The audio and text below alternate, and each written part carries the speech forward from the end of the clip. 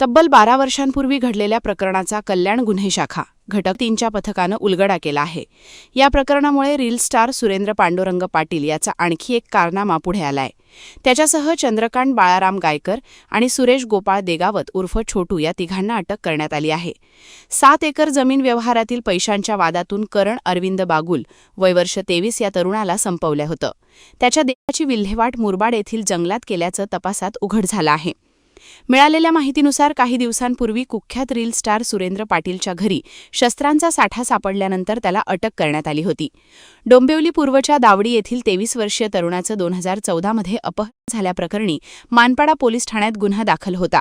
या गुन्ह्याचा तपास सुरू असताना गुन्हे शाखेला मिळालेल्या गुप्त माहितीवरून एका संशयित आरोपीला ताब्यात घेण्यात आले. कल्याण क्राईम ब्रांच पोलीस अधिकारी सर्जेराव पाटील यांच्या पथकानं सहाय्यक पोलीस आयुक्त शेखर बागडे यांच्या मार्गदर्शनाखाली कसून चौकशी केली. त्याने इतर साथीदारांसह करणला संपवल्याची कबुली दिली.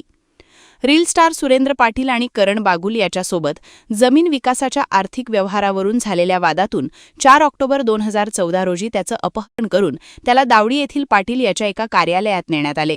तेथे मुख्य आरोपी सुरेंद्र पाटील याने लोखंडी रॉडने वार करून त्याला संपवले होते. त्यानंतर इतर साथीदारांच्या मदतीनं मृतदेह कारमधून मुरबाड येथील बारवी धरण परिसरातील जंगलात नेऊन त्याची विल्हेवाट लावली. या प्रकरणात मुरबाड पोलीस ठाण्यात त्या काळात सापडलेल्या अनोळखी मृतदेहाशी संबंधित नोंदी तपासून तोच मृतदेह असल्याची खात्री करण्यात आली. गुन्हे शाखेच्या पोलिसांनी या प्रकरणातील तिघांना अटक केली असून न्यायालयानं त्यांना 2 पर्यंत पोलीस कोठडी सुनावली आहे. गुन्ह्यात वापरलेला लोखंडी रॉडही जप्त करण्यात आला असून पुढील तपास सहाय्यक पोलीस निरीक्षक सर्जेराव पाटील करत आहे.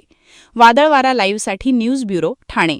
नवी मुंबई व रायगड जिल्ह्यातील ताज्या बातम्या आणि घडामोडींसाठी सबस्क्राईब करा वादळवारा लाईव्ह चॅनल आणि दाबा बेल आयकॉन.